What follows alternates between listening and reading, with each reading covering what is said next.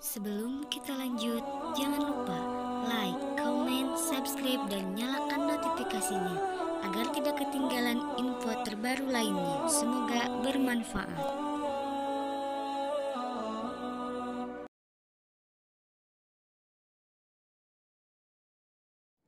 Ini akidah harus dipegang sampai ke liang kubur.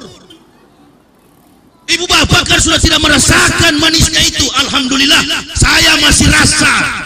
Karena saya tahu membedakan saya dari kafir dan sekarang muslim.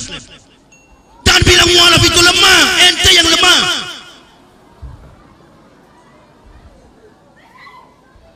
Mana ada orang dari kafir itu berkhianat kepada Islam? Gak pernah. Bahkan Islam ini jaya karena mantan-mantan kafir yang ada di samping kiri kanan baginda Nabi Muhammad sallallahu alaihi wasallam. Ente cuma banyak asumsi. Yang bikin kacau selama ini bukan mualaf, bukan orang dari kafir, orang yang sudah dari nenek moyang ngaku Islam.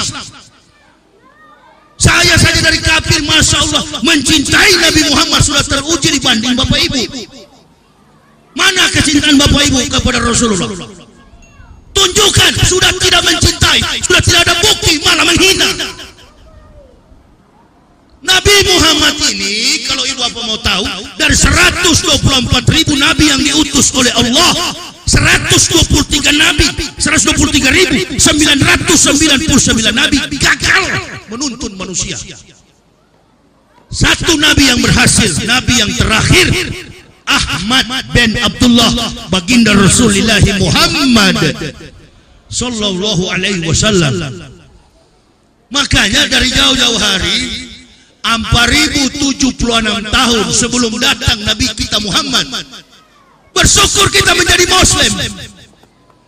Di Bukit Tursina ketika Allah menyerahkan kepada Musa, ini Taurat, bawalah kepada Bani Israel, bimbing mereka ke jalan yang lurus. Di Bukit Tursina. Tapi ingatlah Musa, aku akan memberikan kepada umat Muhammad, awas, jarak antara Musa dengan Isa 3.500 tahun, Isa dengan Muhammad 576 tahun. Berarti totalitas dalam perjuangan rentang waktu dakwah Musa sampai kepada baginda Rasul 4076 tahun. Belum datang Rasulullah SAW sudah dikatakan umat Muhammad. Lompatan logika sejarah yang begitu jauh dan tercatat dalam fakta teologis dalam kebenaran kitab suci Al-Quran. Ketika Musa menyampaikan begitu, kaget Musa. Allah sampaikan kepada Musa begitu, Musa kaget. Umat Muhammadin ini atau itu umat Muhammadin nur aini kaila yadurruhum zulmatani. Wahai Musa, aku akan memberikan kepada umat Muhammadin, umat Muhammad, dua cahaya untuk menerangi mereka dari dua kegelapan. Faqala Musa pun bertanya, manur aini ya Rabb, cahaya apa itu ya Tuhan? Musa pun sendiri keliru, mana ini umat Muhammadin? Ini supaya jemaah bangga dengan Islam. Ini sejarah umat Muhammadin. Manur aini ya Rabbi, dua cahaya apa itu ya Tuhan? Faqala Allah Ta'ala, jul nuru Quran wa nuru Ramadan. Kami akan memberikan kepada umat Muhammad dua cahaya, cahaya Quran, cahaya Ramadan. Dibandingkan lagi katanya, ditanya lagi sama mahasiswa, mana yang lebih mulia, Pancasila atau Al-Quran?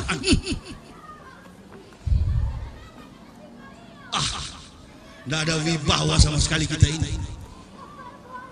Dibanding-bandingkan antara Pancasila dengan orang kalau hafal Pancasila itu bukan dari atas ke bawah. Saya dari kecil kami dalam rumah itu satu keluarga, ayah saya seorang militer, perwira seksi 1 Korem 131 Santiago di Manado, mantan dandim di Sangir Talaut. Ayah saya itu kalau kami ke sekolah, tangan di kepala, kaki di bawah, di sebelah, angkat begini, ucapkan Pancasila. Ketuhanan yang Maha Esa, kemanusiaan dan berharap persatuan Indonesia, kerakyatan yang dipimpin oleh hikmat kebijaksanaan dalam permusyawaratan permusyawaratan perwakilan, keadilan sosial bagi seluruh rakyat Indonesia. Persoalannya apa? Keadilan yang tidak merata dalam konstruksi pembangunan ekonomi, politik, budaya, sampai kepada aspek agama. Intervensi pemerintah terlalu kuat kepada keyakinan. Keyakinan nggak bisa digugat karena itu persoalan secret, very secret. Relung hati kita tidak bisa ditembus. Walaupun menggunakan detektor, lie detektor sekalipun digunakan, sulit untuk mencari tahu kedalaman hati manusia. Dalamnya laut dapat diukur menggunakan jangkar saung, tapi dalamnya hati seseorang tak bisa ditebak. Ini nanti akan kita batasi. Cadar, kaki celana, itu kan ranahnya kami. Dan dulu saya sudah ceramah kok. Tidak ada malaikat di surga sana pengukur jenggot, pengukur juga kaki. Begitu masuk surga langsung dipanggil, sedia, margamu nalai.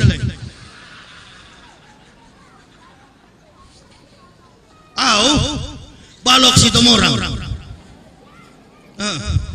Isai korna, balok, palak.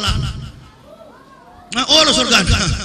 Panggil sedia ukuran jenggot, ukur juga kaki celana. Itu ranah kami pendakwa, biar kami yang luruskan.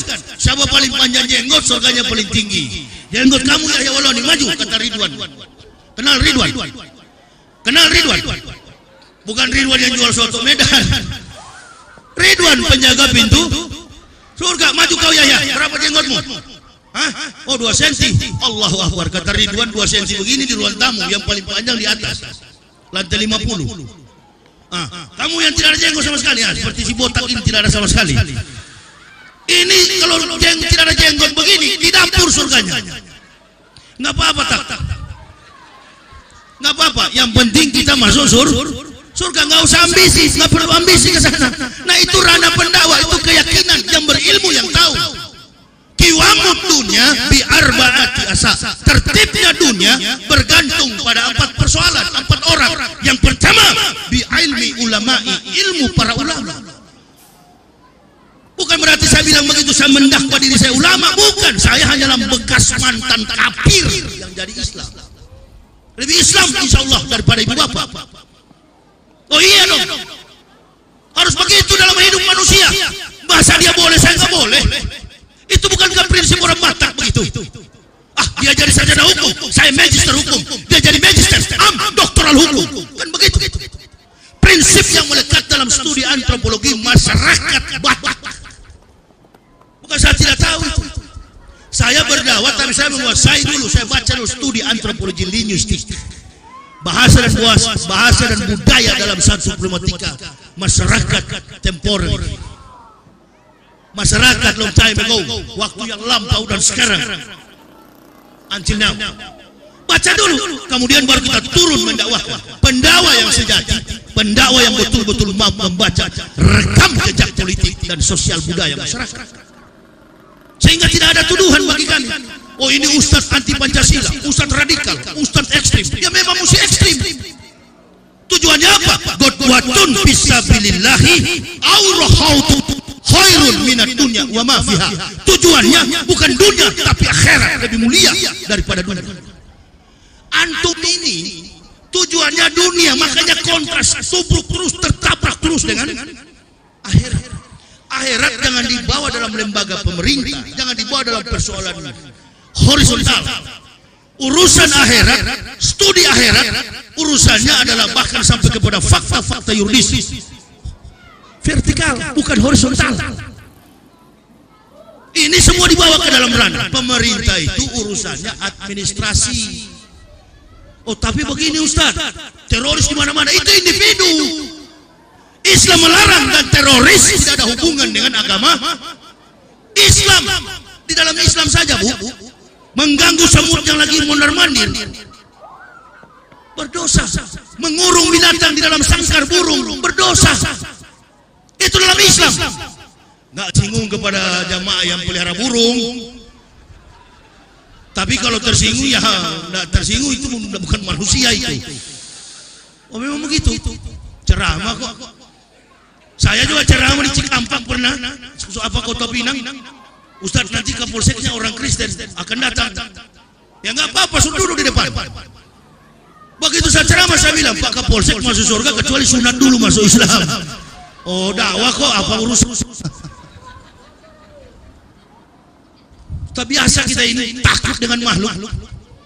Apa yang ditakuti? Kalau itu kebenaran, kebaikan, bukan benci, sayang. Dokter begitu memeriksa sebuah diagnosa penentuan penyakit kepada si pasien. Dokter selalu bertindak tegas dan hati-hati.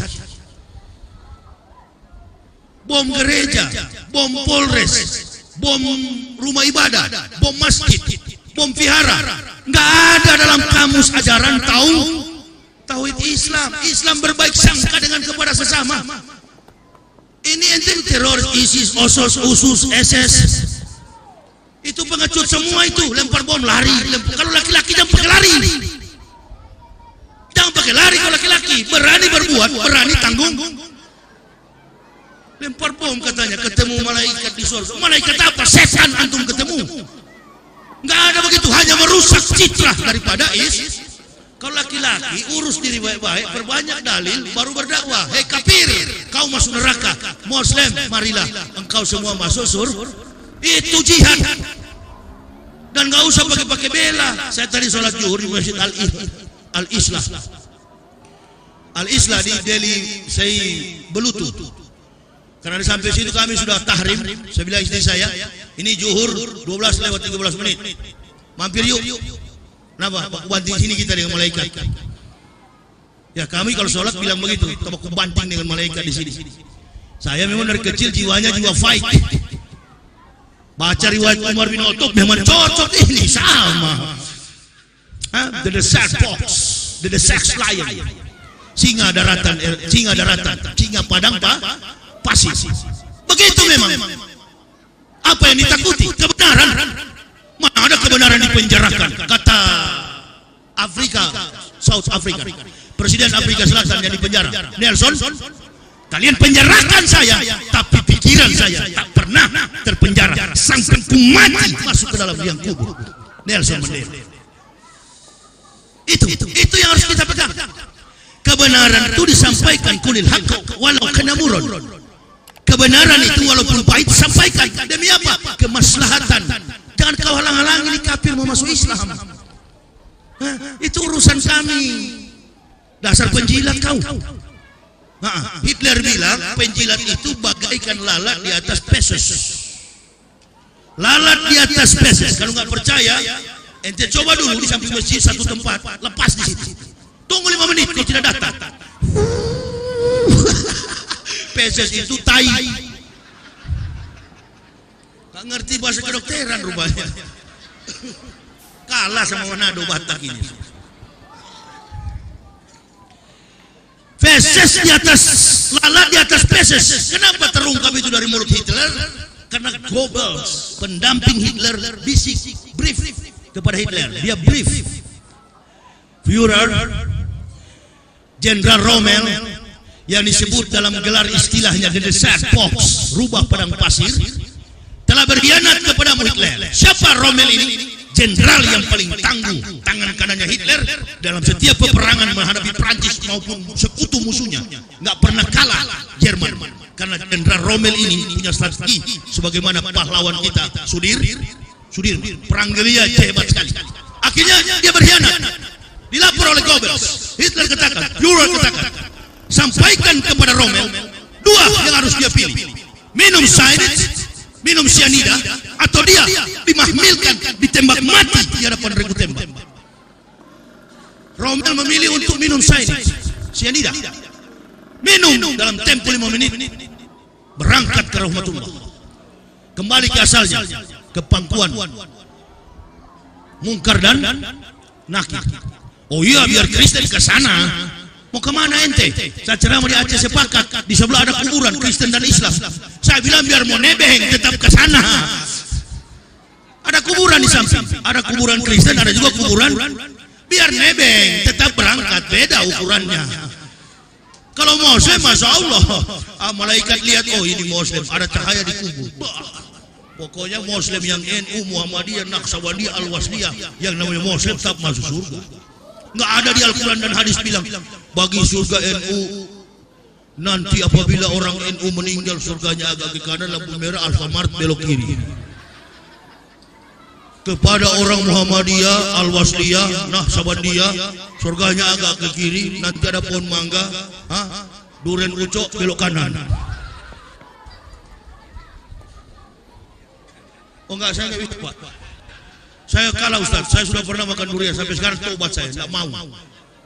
Alergi saya. Karena pernah sampai di hotel waktu kemarin dengan Dodi adanya Ijek makan durian dikasih besar sekali satu ini. Sampai di hotel saya. Pak bangun Pak, hampir janda istriku. Allahu Akbar. Bangunkan, dari situ saya lihat durian pun sudah enggak mau. Yang bahaya itu Ustaz, kalau saya ceramah tidak ada kopi, habis itu panitia. Ku makan, ku telan, memang kau. Karena yang datang ini bukan kaleng-kaleng. Bu, yang datang ini anak Medan. Itu marga saya, Waloni. Medan lah itu. Daripada marga Batak tapi tidak Medan. Assalamualaikum. Apa itu? Tak laku kalau Medan itu. Bukan kaleng-kaleng itu. Lepas kopi panjang tuh ceramah. Udah berapa gelas? Berarti 2 jam. Ana serap kahwa, bismillah. Belajar kalau nggak tahu. Ini sudah 2 kali nenek-nenek ini. Dulu dia bilang konde ibu Indonesia lebih indah dari jilbab. Bahkan dia bilang juga azan suara kidung ibu Indonesia lebih merdu daripada suara azan. Mentahkan dengan argumen ilmiah. Tahun 2011 angkasawan India Sunita Williams dia pergi ke bulan, astronot perempuan berkebangsaan kasta India. Dia sekolah di Amerika, dia berangkat ke bulan. Dalam 1 hari, dalam statementnya ada suara dari bumi menembus bulan. Begitu juga Neil Armstrong tahun 1967 angkasawan Amerika, Toronto, Kanada. Sampai di sana mendengar 1 hari ada suara 5 kali berseru, hayya 'alas salah, hayya 'alal falah. Mari dirikan salat, tegakkan salat dalam kemenangan. Begitu dia dengan teleskop, dunia ini gelap. Ternyata sumber suaranya berpusat dari Mekah dan Madinah.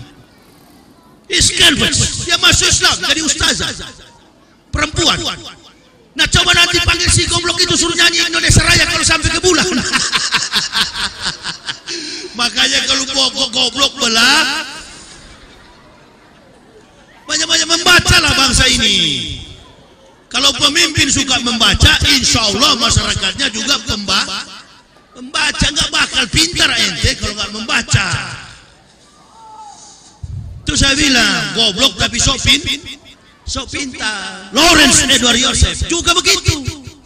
Kafir mau ingin cari tahu apa itu Hajar Aswad, batu hitam. Dia nggak tahu bahwa ini perpindahan suatu kiblat yang dilakukan Ibrahim dari negerinya Filistin. Diperintahkan oleh Allah, tinggalkan negerimu, pergilah kamu ke lembah Mekah yang tandus dan gersang. Dipikul, dibawa di batu itu. Ini peneliti Amerika mengadakan observasi, mencari tahu Lawrence Edward Joseph apa itu Hajar Aswad. King Abdullah di tahun 2013, bukan Salman baru, tidak memberikan masuk dia karena dia kafir. Hanya diberikan kesempatan dari atas menggunakan teleskop. Lawrence Edward meneliti tentang Hajar Aswad. Apa yang dia temukan? Dia menulis dalam satu jurnal artikel, karena dia seorang saintis, orang ilmuwan. Dia tulis dalam majalah terkenal di Amerika, New York Times. Kita berhutang besar kepada umat Islam. Andai umat Islam tidak tawaf dan sholat 5 waktu, maka berhentilah putaran bumi ini, karena superkonduktor yang berpusat di Hajar Aswad tidak lagi memancarkan gelombang elektromagnetik. Diteliti ternyata 17 universitas ternama di dunia menggunakan teleskop dan mengamati dari udara. Ternyata Hajar Aswad ini adalah batu meteor yang mengandung kadar logam 23.000 kali lebih tebal daripada baja yang ada. Batu meteor dari atas atau dari bawah? Batu meteor dari Papua atau dari Medan? Dari Aceh atau dari Sumatera? Dari Kalimantan atau Sulawesi? Dari Ambon atau Maluku? Ternate atau Ambon? Makanya jangan bilang Irian kaya, jangan bilang Aceh kaya, jangan bilang Sumatera kaya, jangan bilang Sulawesi kaya, jangan bilang Riau kaya, jangan bilang Kalimantan kaya. No, bullshit. Siapa yang kaya? Yang kaya adalah orang Jangan ganggu Islam. Kalau kau ganggu Islam, nggak bakal baik negara ini. Yakin saya.